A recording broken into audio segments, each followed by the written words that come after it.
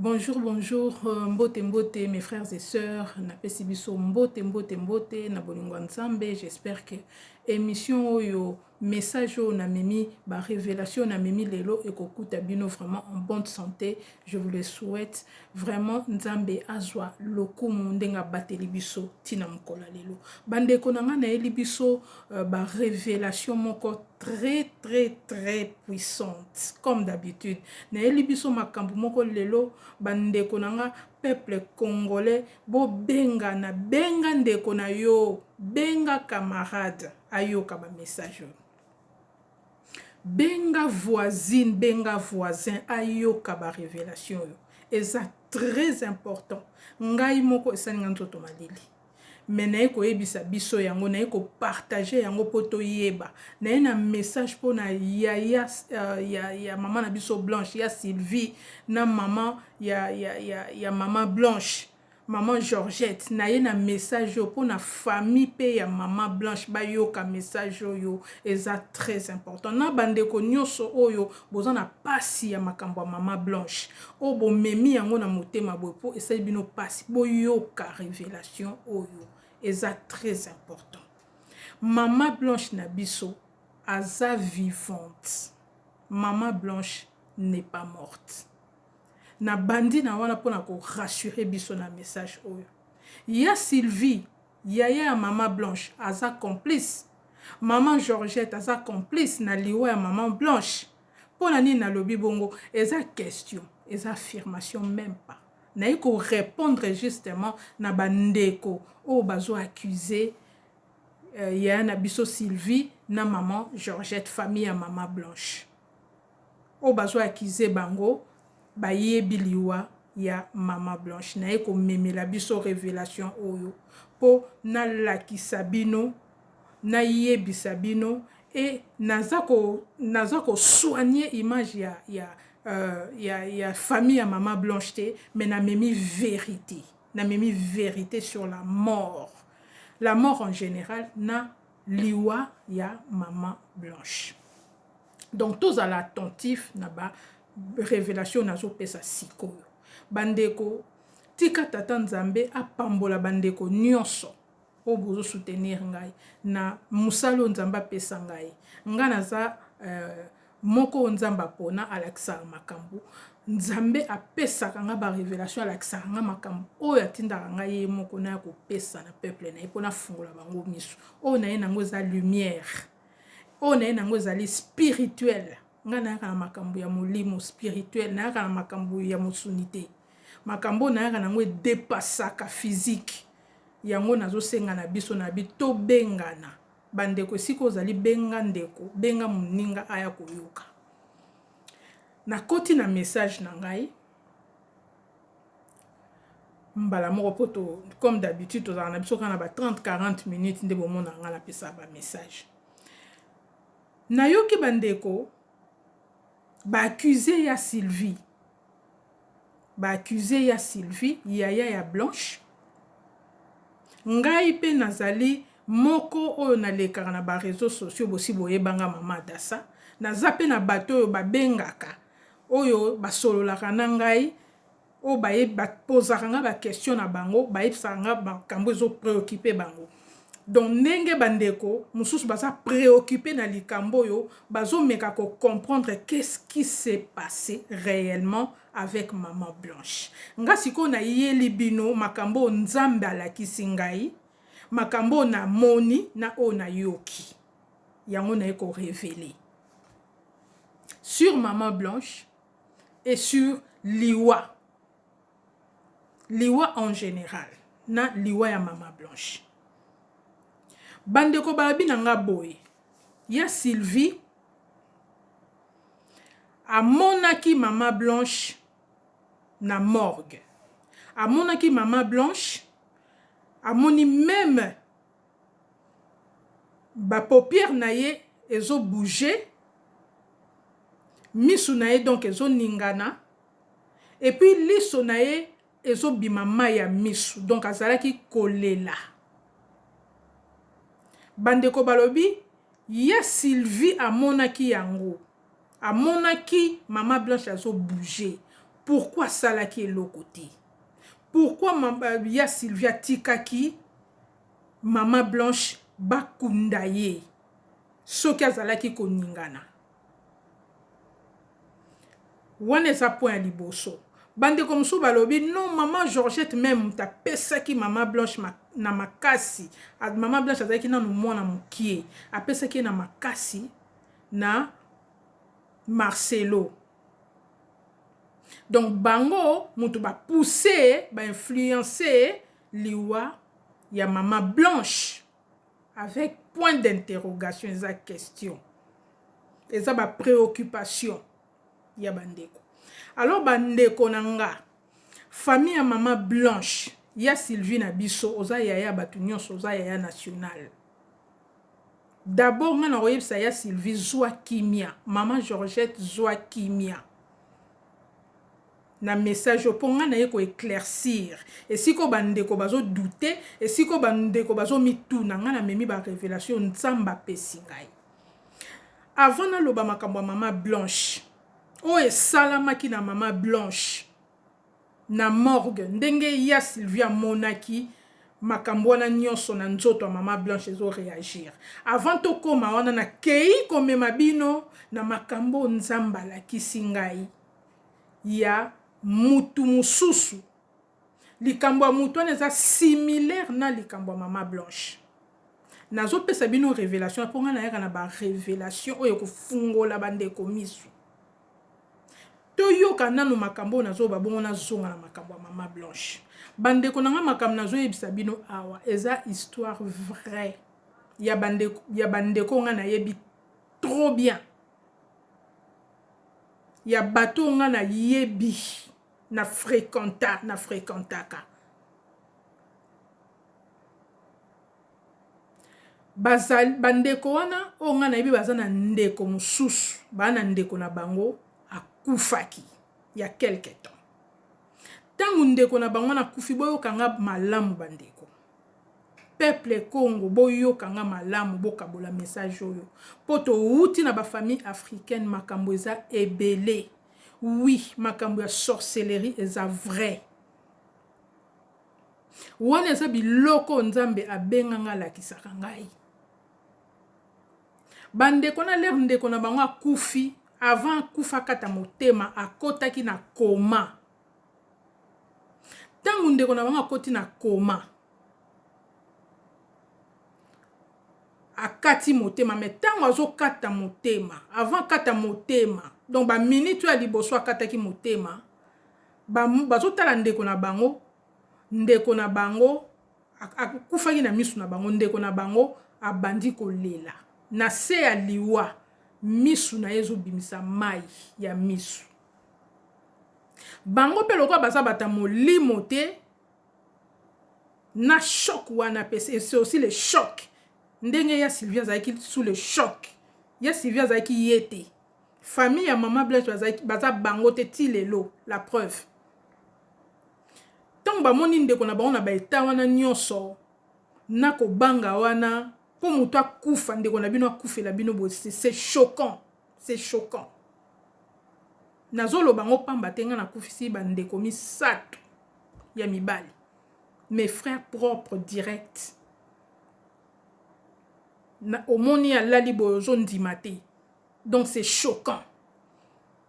Na ba choc wana baza pe bato molimo penza te ba yeba ki ndenge nini kosala te ba comprena ki te pona nini ndeko na bango azolela.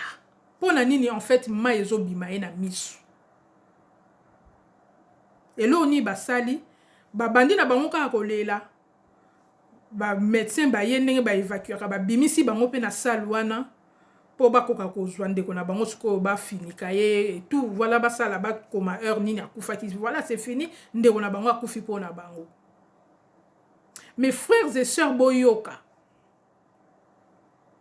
et sali même pas une semaine, na katika ya semaine wana ngana yeba ki bandeko wana, nandeko akufi na yeba ki na lali na butu boka makambo nzamba wala kisanga. Na moni na komi komona matanga ya ndeko wana.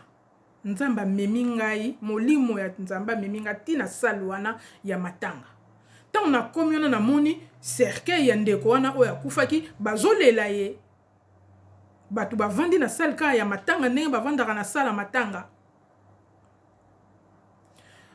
Mbala moko molimo amemi misu na nga kote mosusu nata ya kote mosusu namoni muto bazolela bandeko na nga avandi na mabele mususu bazolela ye na cercueil ye lisusu mutu avandi na mabele sikoyo bato mibale baencercle ye bato baencercle ye bandeko na ye propre ya papa moko mama moko mibale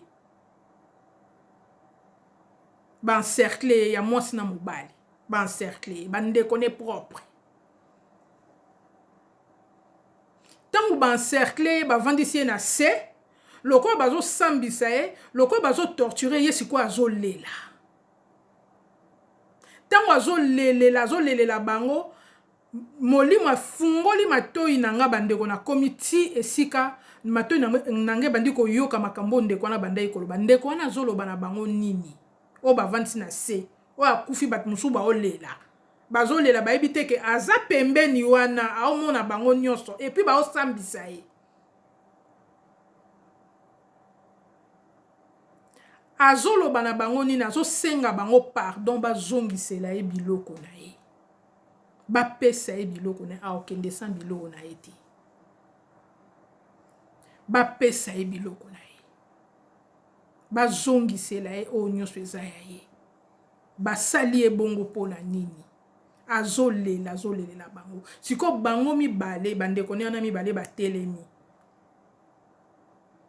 kozala mwana nzambe eza bien so ozotambola na nzambe na ndenge obanga nzambe olakisa makambo ofungolo miso vie na biso eza spirituelle bandeko wana batalani bango mibale bazwi eloko moko boye tisi moko boye kamwa tisi moko bapesi ye bazobana zwa oyo ekoki balongoli ngo na biloko na ye bapesi ye babi na ye zwa oyo ekoki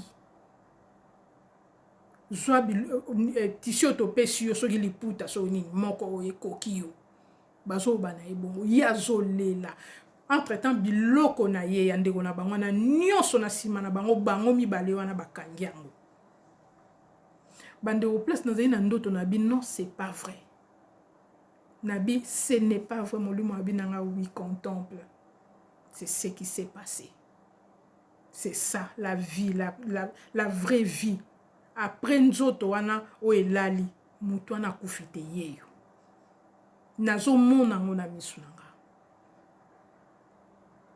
tango bapesi ye biloko wana bandeko nanga boyoka ngai siko na mawa wana nabi nasambelela moto oyo nasambelela ye tango mosusu akozwa kimia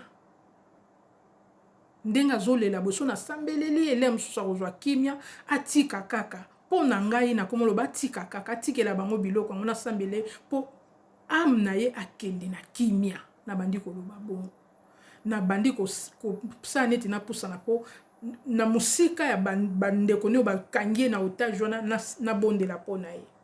Mes frères et sœurs, lere nangi nabanda kobondela mpa na ye moto bakangaki oyo bavandisaki na so akufaki asiliki aempeshe nga alobi nakoki kobondela mpo na ye te mabondeli nange kosala eloko te bandeko boyokanga bien afashe atomboki abi mabondeli nange esala eloko te place aza wana mabondeli nange kosala eloko te atomboki nazalaki tellement choqué bandeko nanga nalamuki natoki napongi nabi oyo nini namoni c'est pas vrai bandeko nazoyebisa bino likambo oyo nalobi yango soki nazokosela nzambe makambo na oloba apunir nga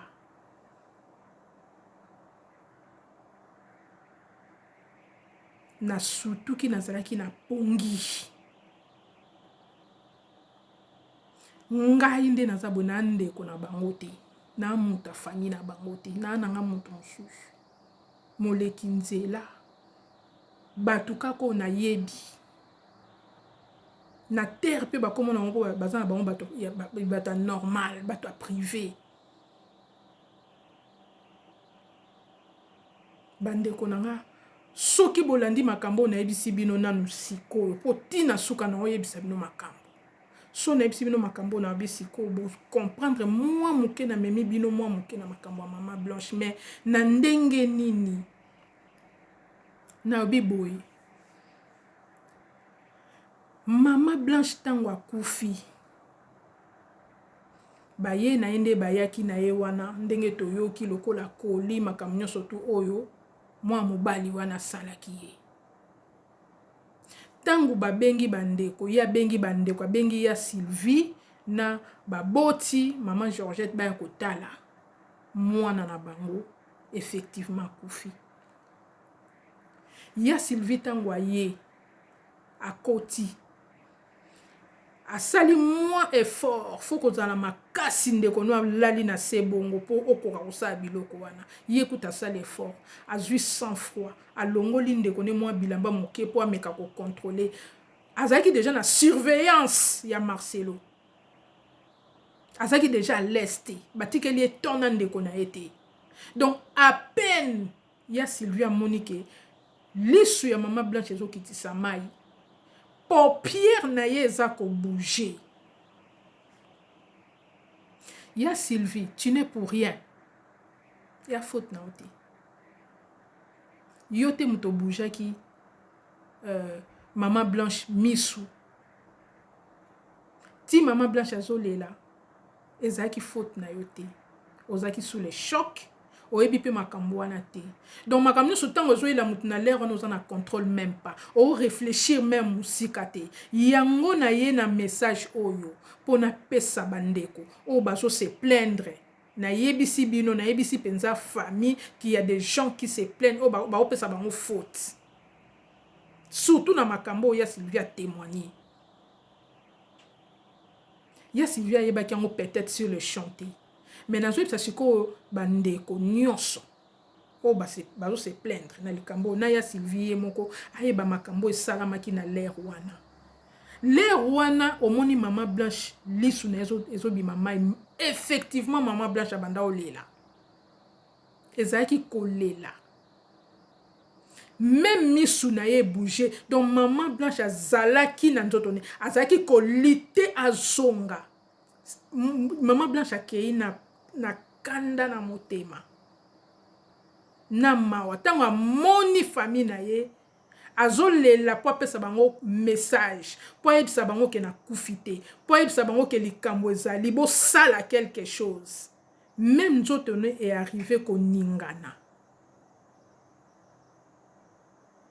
siko na air wana o ya Sylvia zomona makambo nyonso wana soki nzamba permetaki que mutu moko asa la véritable prière et pas nzambe na ngonga wana Mama Blanche nga telema na yebisi bino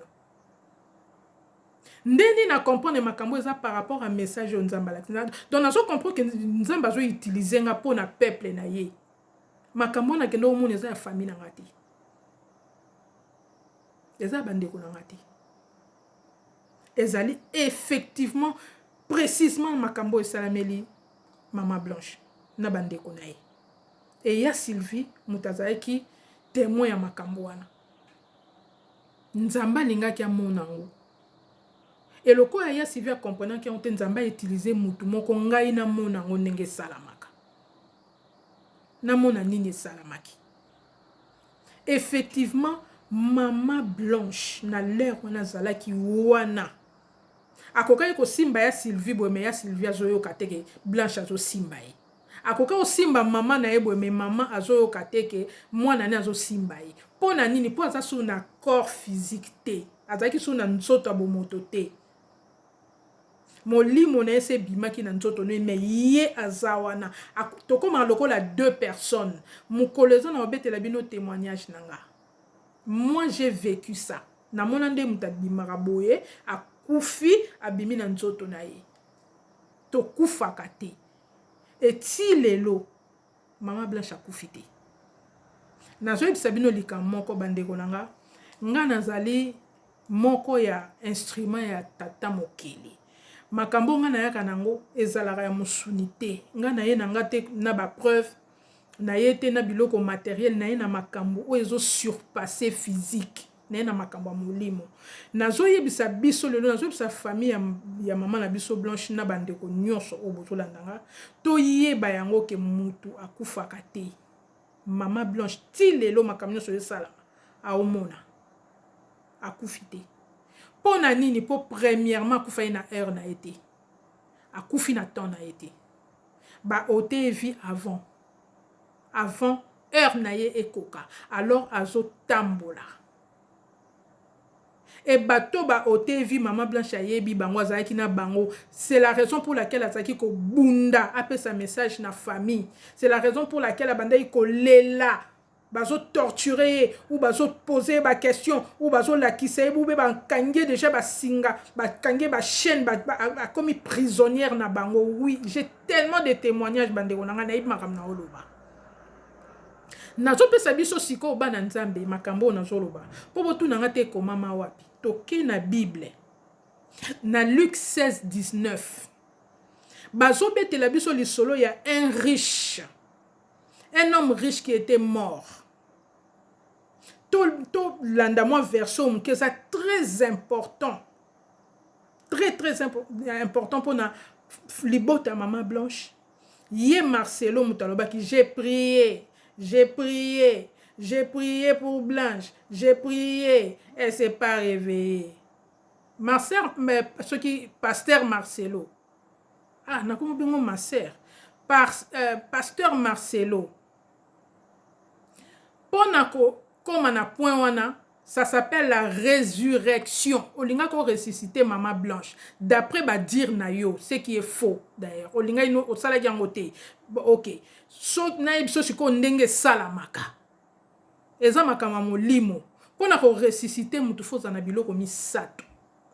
3 choses pour ressusciter une personne. Pour mutal lamuka. Pourquoi?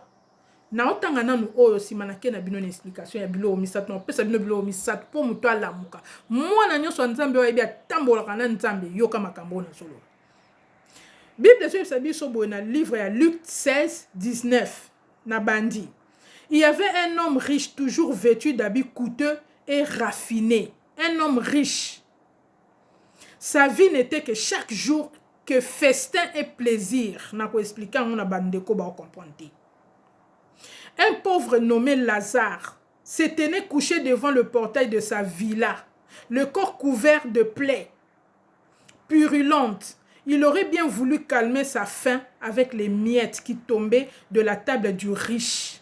Les chiens même venaient lécher ses plaies. Le pauvre mourut et les anges l'emportèrent.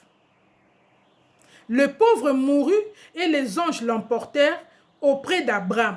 Les riches mourut à son tour et on l'enterra du séjour des morts, où il souffrait cruellement. Il leva les yeux et aperçut très loin Abraham et Lazare à ses côtés.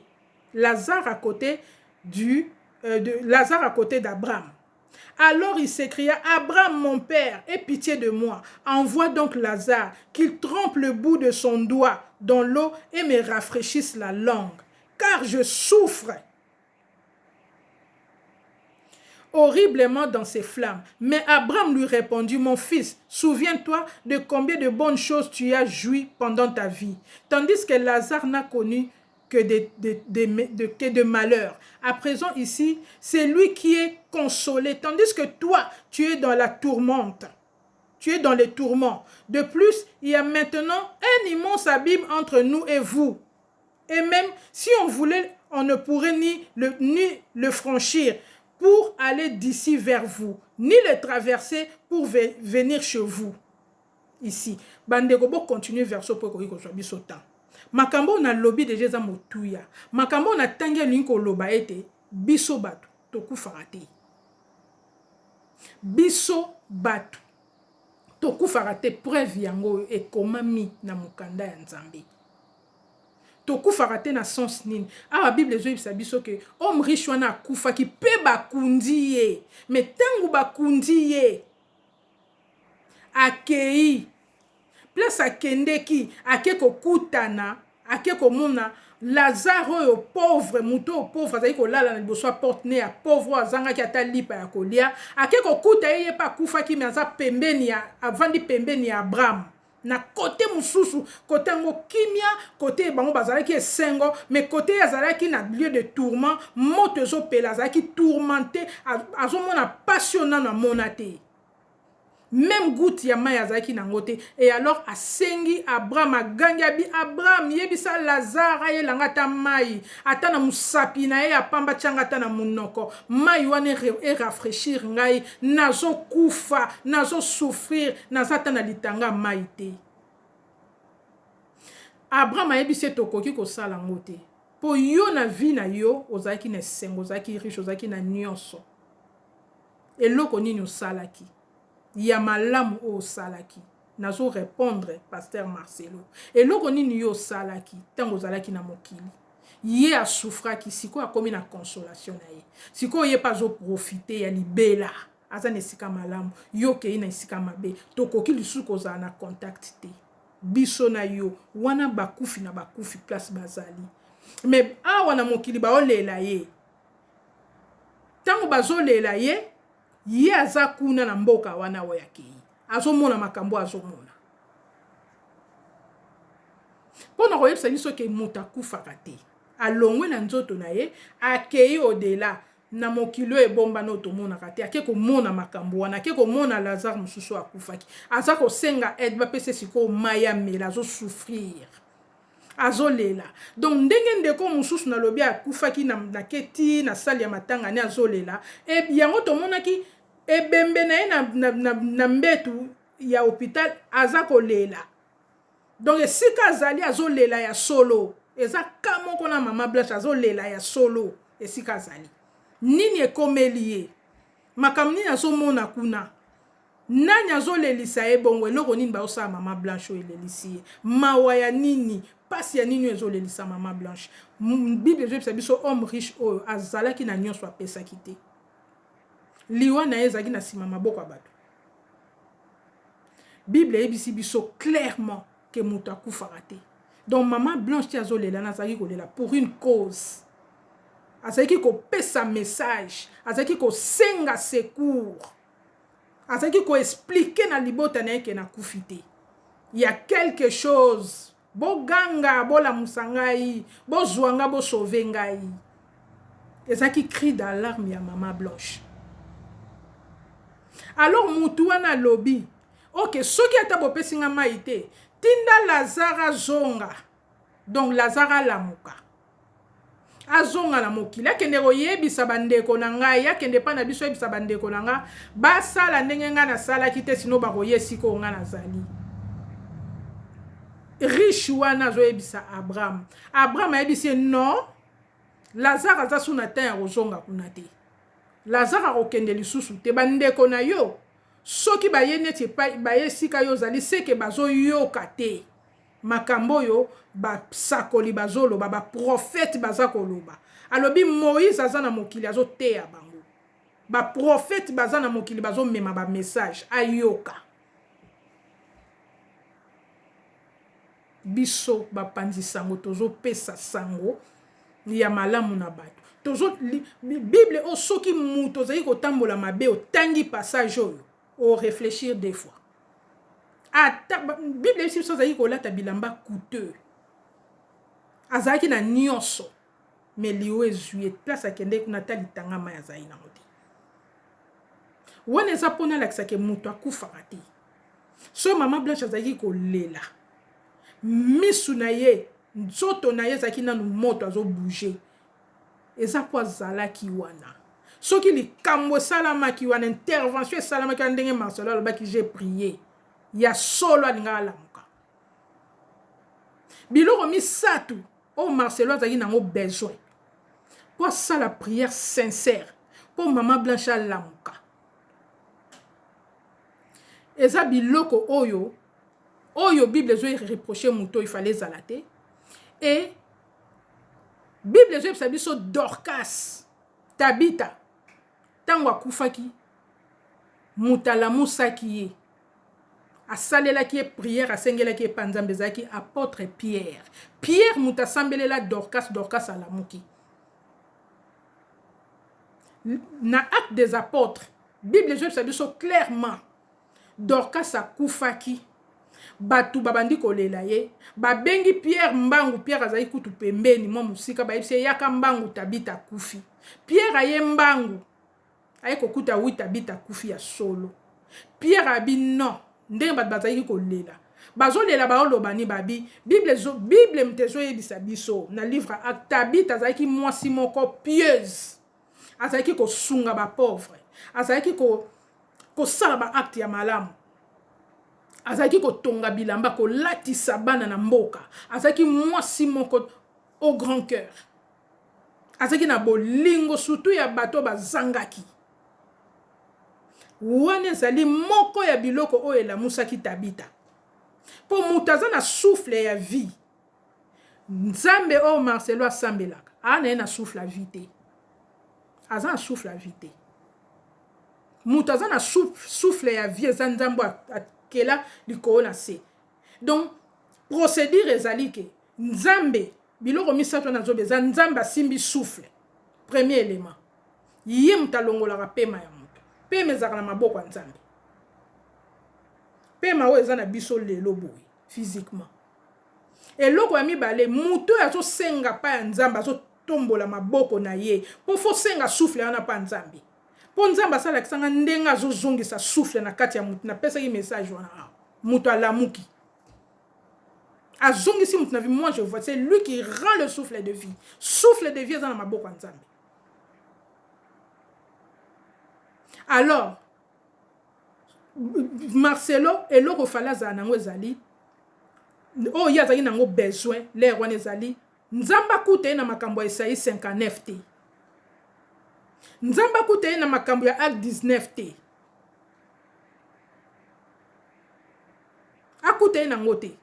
Akuta na ba œuvre de la chair te. Soki ezali na biloko wana nyonso totanga Bible o totangaka. Isaïe 59 ebisi biso nini? Nzamba bisoko za maboko salite. Soko tambolaka na masumu kotanga no kutu kombo na ngati na oyate na otalo kutu te. Bible ezobisa biso clair Nzamba bia oyate.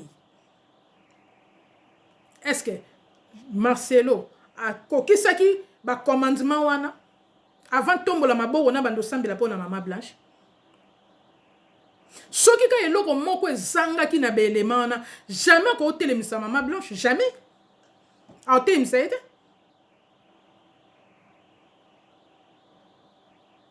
a telemisa Mama Blanche te. Donc problème ezana ezaki ya Sylvie. Problème ezaki wana ezaki ya Maman Georgette te. Bazaki na émotion ya ndeko ya mwana bango akufi. Maman perdre mwana na ye bandeko ba perdre ndeko na bango. C'est choquant. Sikoyo Marcelo mutu Nzambe obalobaki ya mutu Nzambe ye moko alobi asambeli ti akoki te. Mais tomoni na Bible Pierre asekwisaki Dorcas. Tomoni ba élément nyonso o ezaki nécessaire pour Dorcas alamuka. Tomoni pe les riches ndenga akufaki ndenga kendeki na place à tourment. Tomoni pe biloko ememaki ekuna. Siko biloko na nyonso avant Marcelo ya koloba. Kasambelaki Maman Blanche alamuki te. J'ai prié, mais ne s'est pas réveillé. Il fallait attendre na biloko nyonso. Au moni neti bino ba pasteur Marcelo, pasteur oza na église na yo. Kosakara bango. Biso neti bana Nzambe aso Nzamba fungola biso misubo kosa biso te. Ce qui s'est passé en réalité c'est ça. Et loko toko retenir ezali que Maman Blanche elle est là. Azomona nyonso ezo salama tout autour na ye. Et bandeko ya Maman Blanche bazana faute ata moko te. Muto aza mosali ya Nzambe fala la musa Blanche, Maman Blanche ezali mutu azbengamaki mobali na ye o a déshonoré ye tina suka yende mutu falable la musa ye yende mutu fazam aza maboko pembe yende mutu falaza na comportement ya Pierre yende mutu falaza agange pa nzambe bo nzambe azwi alobi na yokeli mosali na nga na zongisi pe mana bomo pa tomoni mama Blanche telemi eza ye eza Marcelo eza ya Sylvie te ya Sylvie ya pasteur ya Sylvie ye moko azaka neti biso bo azoluka ka nzambe azoluka ka azala atambola sembo. Est-ce que ya Sylvia se proclama ki ke ngana sa archi ceux qui nani ba comme na ba mi pesa ka minene non. Ya Sylvia lobi ya azali ya mama Blanche. Muto ayebisi biso asimbaka micro alobi asola na nzambe eza Marcelo. Mais ye moko alobi asambeleli ye akoyi kolamuka te. Question ya batu siko ezali makambo salamaki nyonso wana tangu mama Blanche azolela ye Marcelo amona yango te. Marcelo amona eteke mama Blanche misu na ezali kolela. Marcelo ndenga za na simbaka micro atelema liboso cher na wana ayi mama molimo te. A comprendre eteke mama Blanche aza. Aye baki teke mama Blanche akufi te que moi si oyo akufi te aza vivante. Pour dire que baki na corps ya mama Blanche azaki na moto. Soki ba telemaki yo na ba sali ya nzambe ya solo o ba banga nzambe mama Blanche nga alamuka. Mais yé moutaïbi makama molimo soi-disant aye atie moi si n'importe comment a fini que na ba drap a livré bon ba ndekone ba yena ba émotion wana alors tout les autres photo to ça ya Sylvie faute non faute za ya Sylvie te faute za ya maman Georgette faute za li ya Marcelo. Marcelo moutaïbi makambu nyonso Marcelo mouta négligé makambu wana nyonso pour Marcelo ce qui a Sylvie a monaki maman Blanche qui azo ningana azo lela et bon à plus forte raison mouto aye na ye ayi makambu nyonso ndenge le kaki ayebi na ye ka kuvite ayebi mutanga la musaye engeza Marcelo te engeza la ya Sylvie te engeza Marcelo. Donc voilà les frères et sœurs na eleki biso révélation oyo poto comprendre yango malamu poto yeba ke mutu soka akufi te ti maman Blanche azolela elle était là abandi ko bouger ko bunda na lera moni ya Sylvie po atelema po alamuka ta ko lamuka mais nzoto se bimaki na kati na ye azaki sous na pouvoir ya ko telemisa physique te ye moko akomaki molimo makamnyo so komaki na mama wana spirituel mais muto akokai ko salango alobi j'ai prié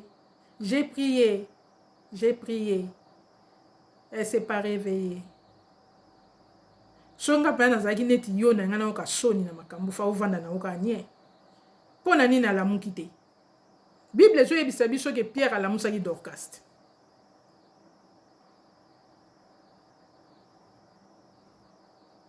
Donc voilà, mes frères et sœurs, message na memena ki biso toyeba yango malamu. Témoignage on a pesi biso na ebandeli ya famille o na zo sabino ndeko ana kufaki azolela bazolela epembeni azolela bazo torturer na ba propre ndeko na je l'ai vu. Na tuna na nzambe te na yebi na ngai te makambu na bango bandeko na ke ko lala eza musalo nzamba pesanga abandi ko lakisanga makambu nyonso esalamaki. En fait parti wana nyonso il me l'a montré. Souffle ya vinga na mona nzambe ndenga zozongisa mutu. Il peut le faire. Nzamba ko yiko salango. Mais na moment wana ya Sylvia ko kai ko sala eloko te. Bande kone ba ko kai ko sala eloko te